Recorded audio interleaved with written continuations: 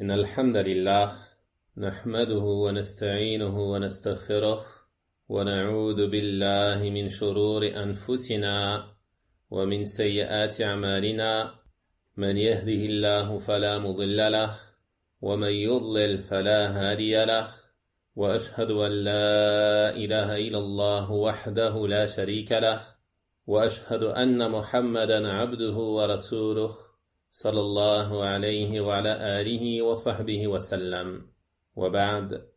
Mes bien chers frères, on se retrouve aujourd'hui pour commencer une série de cours durant laquelle nous allons lire une épître profitable écrite par un imam parmi les imams de l'islam, qui n'est autre que l'imam Ibn al-Qayyim rahimahullah ta'ala. Et comme vous le savez certainement, il est important pour le musulman de chercher à tirer profit des recommandations d'Allah subhanahu wa ta'ala qui sont venues dans son noble livre, ainsi que des recommandations du prophète sallallahu alayhi wa sallam qui nous sont rapportées dans la sunna authentique, puis des recommandations de ses compagnons radiyallahu ta'ala anhum, puis des recommandations de nos pieux prédécesseurs rahimahumullah ta'ala, puis des recommandations des savants et des imams de la sunna qui sont des recommandations et des conseils profitables basés sur le livre d'Allah subhanahu wa ta'ala et la sunna du messager d'Allah sallallahu alayhi wa sallam. Et comme vous l'avez certainement entendu, lors de ces dernières recommandations, l'éminent cheikh, l'imam Rabi' ibn Hadi al-Madkhali hafidhahullah ta'ala, a recommandé à plusieurs reprises aux musulmans de donner de l'importance à l'étude, à la lecture des ouvrages de deux grands savants de l'islam qui ne sont autres que Cheikh l'Islam Ibn Taymiyyah rahimahullah ta'ala, ainsi que son élève Ibn al-Qayyim rahimahullah ta'ala. Et ce car ces ouvrages sont des ouvrages basés sur la science authentique et sur une analyse et une étude objective des textes du Coran et de la Sunna, sans parti pris et sans fanatisme pour un groupe, une école ou autre. Leurs ouvrages sont donc des ouvrages qui éduquent le musulman à revenir au texte du Coran et de la Sunna en toutes choses, et à faire prévaloir les arguments et les preuves du Coran et de la Sunna sur la parole de quiconque parmi les hommes. Et les livres d'Ibn al-Qayyim rahimahullah sont connus pour contenir de nombreuses orientations et de nombreuses exhortations qui mènent à la purification de l'âme, à la purification du cœur, ainsi qu'à la réforme des comportements. C'est pour cela que j'ai choisi qu'on le lise ensemble, lors de ces assises, une épître courte, mais très profitable de cet imam, et qui est connue sous le titre de Risalat ibn al-Qayyim ila ahadi ikhwanihi, lettre d'Ibn al-Qayyim à l'un de ses frères. Et elle est aussi propagée sous d'autres titres, comme Risala ila kulli muslim, lettre à tout musulman. Et ce car ce conseil, bien qu'à la base il fût adressé à une personne particulière, c'est en réalité un conseil général qui s'adresse à tous les musulmans et dont chacun d'entre nous peut tirer profit bi'idhnillahi ta'ala. Malgré que cette épître soit très concise, elle comprend des bénéfices et des enseignements immenses pour les musulmans. Et ce que ce soit concernant les bonnes fréquentations, le comportement, le danger de l'insouciance, et même certains points, comme on le verra à la fin de cette épître, concernant la prière et la bonne manière de l'accomplir, ainsi que de nombreux autres enseignements, comme on va le voir à travers cette lecture et ces courtes annotations, insha'Allah ta'ala. Il a donc dit, rahimahullah, Bismillahirrahmanirrahim, au nom d'Allah, le tout miséricordieux, le très miséricordieux. Il fait partie des habitudes des savants de commencer leurs écrits par la basmala. Bismillahirrahmanirrahim. Et ce, à l'exemple du livre d'Allah subhanahu wa ta'ala qui commence par la basmala, et à l'exemple du prophète sallallahu alayhi wa sallam qui, lorsqu'il ordonnait d'écrire une lettre, ordonnait qu'elle commence par Bismillahirrahmanirrahim. Ensuite, il dit, rahimahullah, Allahul mas'oulul marjoul ijabah, an yuhsina ila al-akh علاء الدين في الدنيا والآخرة وينفع به ويجعله مباركا أينما كان. Allah est celui à qui on s'adresse, c'est-à-dire celui à qui on adresse ses demandes, et celui dont on espère l'exaucement, la réponse à ses demandes. Donc il dit, c'est à Allah que j'adresse cette demande, et c'est de lui dont j'espère l'exaucement, et je lui demande d'être bienfaisant envers le frère Ula ad-Din dans ce bas monde et dans l'au-delà, de le rendre profitable et de le rendre béni où qu'il soit. On voit donc que l'imam Ibn al-Qayyim rahimahullah ta'ala commence cette lettre ou ce conseil par une invocation en faveur de celui à qui il s'adresse. Et ceci nous montre le bon comportement qu'il convient d'adopter lorsque tu souhaites adresser un conseil à l'un de tes frères. Il te convient de lui montrer que tu veux le bien pour lui, que tu désires sa guidée, que tu désires qu'il profite de ce conseil que tu vas lui adresser. Et il ne convient pas que ce conseil soit toujours adressé sous le ton de la réprimande ou du blâme. Mais il convient, lorsque tu adresses un conseil, de donner envie à ton interlocuteur d'écouter ce conseil, de le préparer à l'acceptation de ce conseil. Et quoi de mieux pour cela que d'invoquer en sa faveur, d'autant plus en ces termes. Demande à Allah subhanahu wa ta'ala d'être bienfaisant envers lui, ici-bas et dans l'au-delà, de le rendre profitable et de le rendre béni où qu'il soit. Il n'y a pas de doute que quelqu'un qui invoque en ces termes en ta faveur te souhaite le bien et souhaite ta réussite. Tu vas donc tendre l'oreille au conseil qu'il va t'adresser. Et ceci fait partie des bons comportements qu'il convient d'adopter lorsque tu adresses un conseil. Montrer aux gens que tu souhaites le bien pour eux, que tu ne souhaites pas le mal, mais que tu ne cherches qu'à les aider à se rapprocher davantage d'Allah subhanahu wa ta'ala. Concernant cette personne à qui s'adresse l'imam Ibn al-Qayyim rahimahullah ta'ala, Ula ad-Din, celle-ci reste inconnue. On ne sait pas qui il est. Et c'est pour cela que l'épître a été intitulée Lettre d'Ibn al-Qayyim à l'un de ses frères. Car on ne sait pas qui est ce frère. Mais ceci en réalité n'a guère d'importance. Car ce qui nous importe, nous, c'est ce que comporte ce conseil comme leçon et comme enseignement. Et on voit qu'à travers cette première phrase, l'imam Ibn al-Qayyim rahimahullah ta'ala, par cette simple invocation, il commence déjà à nous enseigner de nombreuses choses. Regardez simplement les premiers mots de cette invocation. Allahul mas'oul al-marju al-ijaba. Allah est celui à qui on adresse ses demandes, celui qu'on implore, et c'est de lui qu'on espère l'exaucement. Et ce car Allah subhanahu wa ta'ala est le seul en droit d'être invoqué. Si tu as une demande, adresse-la à Allah. Idha sa'alta, fas'alillah.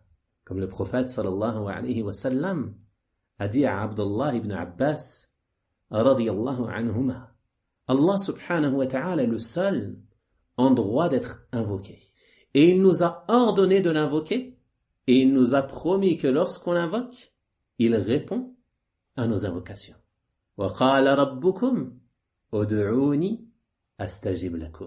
Et votre Seigneur a dit, invoquez-moi, je vous répondrai. Je répondrai à vos invocations. Donc Allah subhanahu wa ta'ala, on lui adresse nos demandes, on lui adresse nos invocations, et il répond à nos invocations, et il est le seul de qui on peut espérer l'exaucement de nos invocations. Quant à ceux qui invoquent autre qu'Allah subhanahu wa ta'ala, parmi les idoles, parmi les morts, parmi les saints, les walis, les mausolées ou autres, alors ceux-là, premièrement, ils n'entendent pas ceux qui les invoquent. Ceux qui se rendent auprès de leur tombe et qui les invoquent, ils ne les entendent pas. Et même s'ils les entendaient, ils ne pourraient pas répondre à leurs demandes, car ils ne sont pas capables. Donc Allah subhanahu wa ta'ala est celui qu'on invoque, et il est celui dont on espère l'exaucement. Ensuite, l'imam Ibn al-Qayyim rahimahullah ta'ala demande à Allah subhanahu wa ta'ala d'être bienfaisant envers ce frère, ici-bas et dans l'au-delà, de le rendre profitable et de le rendre béni où qu'il soit. Et qu'est-ce que cela signifie, de le rendre béni où qu'il soit? Il va nous l'expliquer dans les lignes suivantes. Il dit فَإِنَّ بَرَكَةَ الرَّجُلِ تَعْلِيمُهُ لِلْخَيْرِ حَيْثُ حَلَّ وَنُصْحُهُ لِكُلِّ مَنِ اجْتَمَعَ بِهِ. La bénédiction de l'homme, c'est son enseignement du bien, où qu'il soit, où qu'il se trouve, et sa loyauté envers tous ceux avec qui il se réunit. C'est cela la bénédiction de l'homme. Celui qui souhaite être béni, alors il lui convient de se parer de ces nobles caractéristiques, d'enseigner le bien où qu'il se trouve et d'être loyal envers toute personne avec qui il se réunit. Et le fait d'enseigner le bien et de propager la vérité, ceci est une des causes pour être sauvé de la perdition. En effet, vous connaissez tous cette courte sourate dans laquelle Allah subhanahu wa ta'ala jure par le temps que l'humanité est en perdition. Wal asri innal insana lafi khusr. Par le temps, l'homme est certes en perdition. Tous les hommes, l'ensemble des hommes, à l'exception de ceux qui se parent de 4 caractéristiques. Illa alladhina amanu. Sauf ceux qui croient, ceux qui ont la foi, ceux qui ont appris la science. Car la foi, elle ne peut être atteinte que par la science.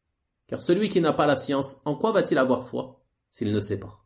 Illa alladhina amanu wa amilu s-salihat.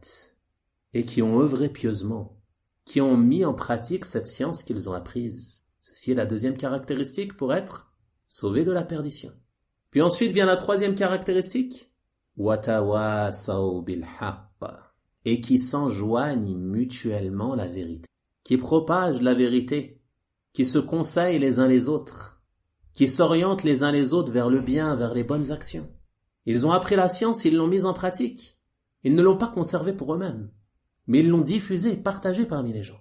Et ceci est une cause pour être sauvé de la perdition, et c'est une cause pour être béni. Que tu propages le bien, que tu propages la vérité, que tu encourages à l'obéissance à Allah subhanahu wa ta'ala, que tu mettes en garde contre la désobéissance à Allah subhanahu wa ta'ala, où que tu te trouves. Et celui qui fait cela, il devra se parer de patience. C'est pour cela qu'Allah subhanahu wa ta'ala nous mentionne ensuite la 4e caractéristique et qu'il dit « وَتَوَاسَوْا بِالصَّبْرِ » et qui s'enjoignent mutuellement la patience. Ils s'enjoignent le fait de patienter dans l'apprentissage de la science, le fait de patienter dans la mise en pratique de cette science. Car mettre en pratique cette religion demande de la patience également. Il faut patienter dans l'obéissance à Allah, patienter face aux désobéissances à Allah subhanahu wa ta'ala. Donc il doit s'armer de patience pour mettre en pratique cette religion comme il se doit. Et également, s'il propage cette religion, qu'il la diffuse parmi les gens, il subira inévitablement des préjudices de la part des gens. Il devra donc patienter. Et est concerné par cela toute personne qui appelle à la vérité, que ce soit le savant, le prédicateur, l'étudiant en sciences, l'imam de mosquée, et ainsi de suite. Tous sont concernés par cela. Toute personne porteuse de la vérité et qui diffuse la vérité parmi les gens subira inévitablement des préjudices de la part des gens et devra patienter. Et si elle patiente, après avoir fait cela, après avoir appris la science, après l'avoir mise en pratique, après avoir appelé à cette science, alors bi'idhnillahi ta'ala, cette personne sera sauvée de la perdition. Et cette personne sera bénie. Comme nous le dit Ibn al-Qayyim rahimahullah ta'ala ici, la bénédiction de l'homme est qu'il enseigne le bien où qu'il se trouve et qu'il soit loyal envers toute personne avec qui il se réunit. Ensuite il nous dit, comme preuve de cela, قال الله تعالى إخبارا عن المسيح عليه السلام. Allah nous dit au sujet del Messie, c'est-à-dire Isa ibn Maryam alayhi salam, وَجَعَلَنِي مُبَارَكًا أَيْنَمَا كُنْتِ, et il m'a rendu béni où que je sois. Qu'est-ce que cela signifie? L'imam Ibn al-Qayyim rahimahullah ta'ala nous dit أي معلما للخير, enseignant du bien, داعيا إلى الله, appelant à Allah, appelant à la religion d'Allah, مذكرا به, faisant le rappel d'Allah, faisant le rappel de la religion d'Allah, مرغبا في طاعته, encourageant à son obéissance, encourageant à l'obéissance à Allah. فهذا من بركة الرجل, ceci fait partie de la bénédiction de l'homme. Voilà les caractéristiques d'un homme béni. Et ceci sont les caractéristiques desquelles il nous convient de nous parer. Apprendre le bien afin de pouvoir l'enseigner aux gens, afin de pouvoir appeler à Allah subhanahu wa ta'ala. Faire le rappel d'Allah, rappeler les gens à la droiture, rappeler les gens au noble comportement. Encourager les gens à l'obéissance à Allah subhanahu wa ta'ala, les appeler à s'éloigner de la désobéissance à Allah subhanahu wa ta'ala. Ceci est la bénédiction de l'homme. Si tu fais cela, tu seras un homme béni. Et tu seras profitable pour toi, ainsi que pour tous les gens qui t'entourent. Car tu leur feras profiter de cette bénédiction, en les appelant au bien, en leur enseignant la religion, en les rappelant à l'ordre, lorsqu'ils font des faux pas, lorsqu'ils s'écartent de la voie droite, et ainsi de suite.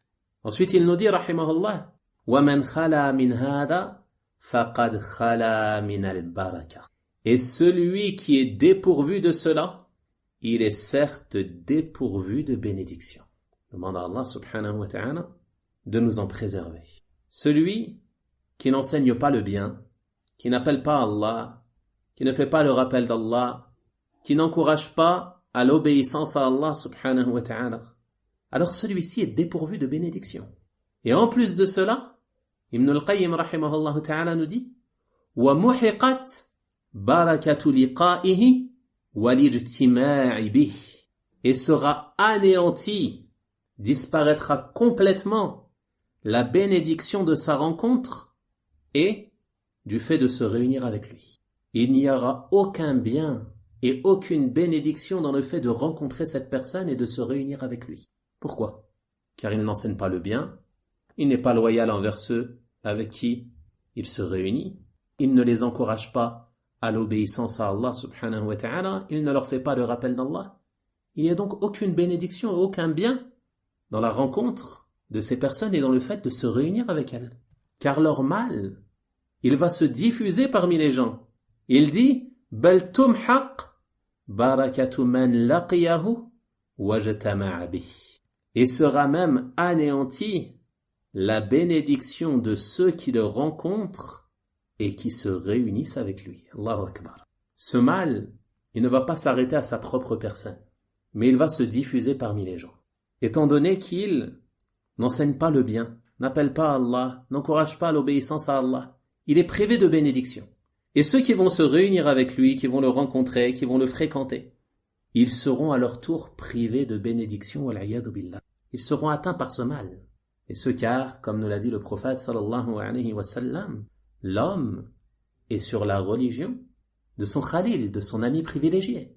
Que chacun d'entre vous regarde donc qui il prend comme ami privilégié. Les effets de la fréquentation sur la personne, ce sont des effets apparents. Il n'y a pas de doute à ce sujet. Nul parmi nous n'ignore l'influence du compagnon sur la personne qui le fréquente. Qu'il soit bon ou mauvais. S'il est bon, l'influence sera bonne. Et s'il est mauvais, l'influence sera mauvaise. Wallahu al-musta'an. Donc il est nécessaire pour le croyant de faire des efforts pour choisir de bons compagnons. Choisir pour compagnons des gens qui t'enseignent le bien.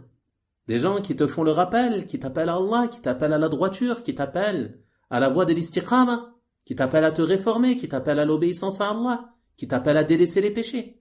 C'est cela que tu dois fréquenter. Ne pas fréquenter les gens qui sont loin de cela. Ou pire encore, qui t'encouragent à la désobéissance à Allah, wal-'iyadhu billah. Ibn al-Qayyim rahimahullah ta'ala nous explique ensuite pourquoi cette personne est privée de bénédiction et pourquoi ceux qui la fréquentent sont également privés de bénédiction. Il dit فَإِنَّهُ يَضِيعُ الْوَقْتِ فِي الْمَاجَرَيَاتِ وَيُفْسِدُ الْقَلْبِ. Il dit car il perd son temps dans al-majarayat. Al-majarayat, c'est un mot composé. C'est un mot à la base qui n'existe pas en arabe, mais qui a été composé de deux mots, qui sont majara, ce qui s'est passé. Donc il perd son temps dans le fait de rapporter ce qui s'est passé, ay ma hadath. Donc al-majarayat, ce sont al-hawadith, les événements qui se produisent. Il perd son temps à parler des différents événements. Il s'est passé dans tel endroit ceci et cela. Il s'est passé dans tel pays ceci et cela. Il s'est passé dans telle mosquée ceci et cela. Hier, il y a eu ceci et cela, et ainsi de suite. Et il perd son temps dans des choses qui ne sont d'aucun profit, ni pour sa religion, ni même pour sa vie d'ici-bas. Donc il convient à l'homme de veiller lui-même à s'occuper par des choses qui lui profitent, des choses qui t'amènent le bien, et de fréquenter également des personnes qui te parlent de choses qui te profitent. Si tu vois qu'une personne, lorsque tu la fréquentes, elle te parle d'Allah subhanahu wa ta'ala, elle te parle de son messager sallallahu alayhi wa sallam, elle te parle de la religion d'Allah, elle t'encourage à l'obéissance, alors celui-ci est une personne qu'il convient de fréquenter. car ses discours te seront profitables. Il aura, incha'Allah ta'ala, une influence positive sur toi. Quant à celui, lorsque tu le rencontres, ne te parle que de ce qu'il a vu aux informations, de ce qu'il a entendu dans la rue, de ce qui s'est passé dans telle ou telle rue, ou dans tel ou tel quartier, ou dans telle ou telle ville, et ainsi de suite. Alors celui-ci ne te fera que perdre ton temps. Et ceci ne signifie pas que, de manière absolue, nous n'avons pas le droit de parler des événements qui se produisent, non. Il se peut que, de temps à autre, on soit amené à parler de certains événements.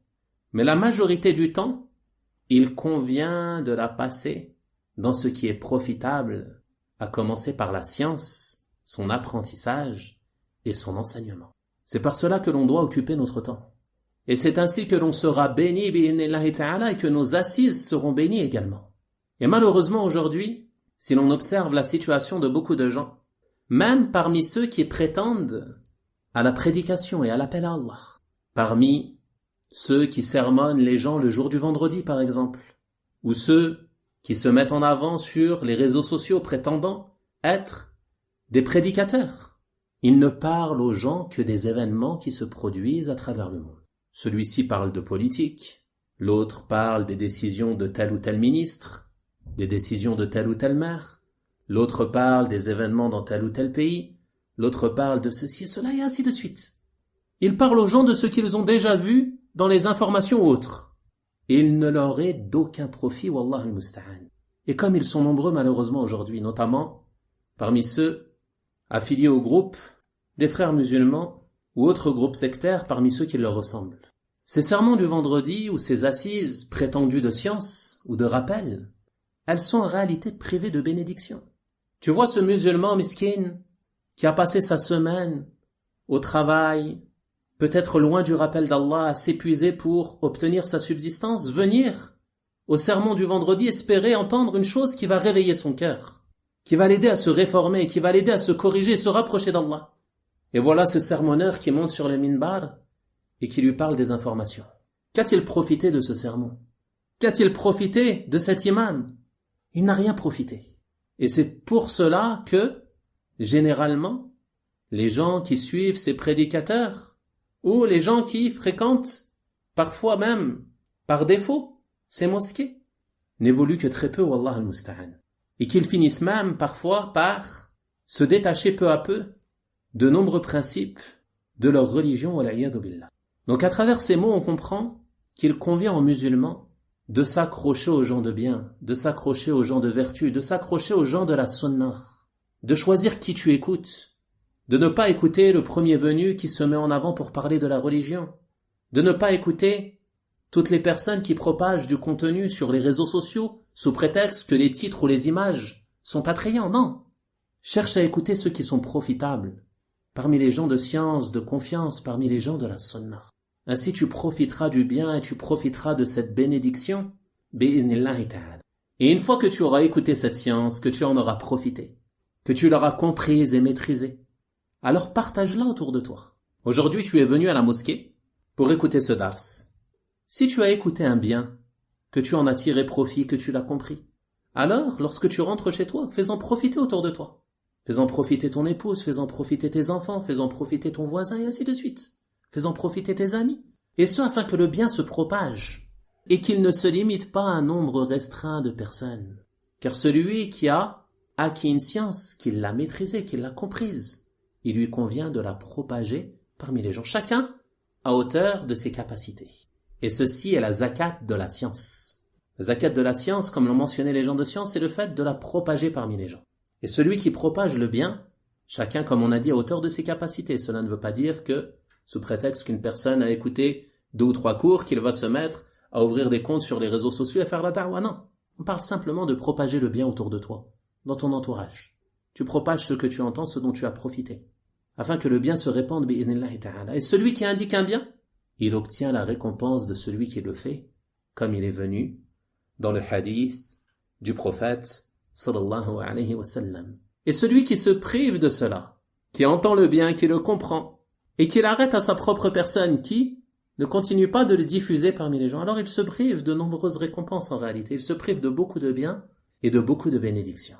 Et combien sont ceux qui malheureusement passent leur temps et leurs assises à parler comme l'a dit l'imam Ibn al-Qayyim, rahimahullah ta'ala, d'al-majarayat, de parler des événements, de parler des choses qui se sont produites ici alors, et ne font que très peu le rappel d'Allah, subhanahu wa ta'ala. Et dis-toi que ces assises, dans lesquelles tu ne fais que parler des on-dit et ainsi de suite, ou des choses qui se sont produites, ou des événements qui se sont passés à tel ou tel endroit, et dans lesquels il n'y a pas de rappel d'Allah, alors ces assises seront source de regret au jour de la résurrection, comme il est venu dans un hadith du messager d'Allah, sallallahu alayhi wa sallam. Donc l'imam Ibn al-Qayyim, rahimahullah ta'ala, nous dit que cette personne qui n'enseigne pas le bien, qui n'appelle pas à Allah, qui n'encourage pas l'obéissance à Allah, subhanahu wa ta'ala, elle sera dépourvue de bénédiction, et ceux qui la fréquentent, qui se réunissent avec elle, seront également dépourvus de bénédiction, et ceux car il perd son temps dans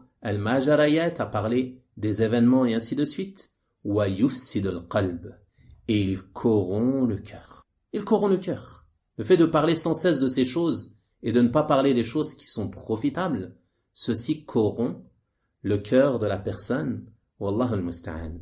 Ensuite, l'imam Ibn al-Qayyim, rahimahullah ta'ala, va nous expliquer les méfaits de la perte de temps et de la corruption du cœur, et on verra cela dans notre prochaine assise, insha'Allah ta'ala. Je demande donc à Allah subhanahu wa ta'ala de nous faire profiter de ce que l'on a dit et écouté. Je demande à Allah subhanahu wa ta'ala de faire de cette assise une preuve pour nous et non pas contre nous au jour de sa rencontre. Wa sallallahu wa sallim wa barik ala nabiyyina Muhammadin wa ala alihi wa sahabatihi ajma'in. Walhamdulillahi rabbil alamin wa jazakumullahu khayra.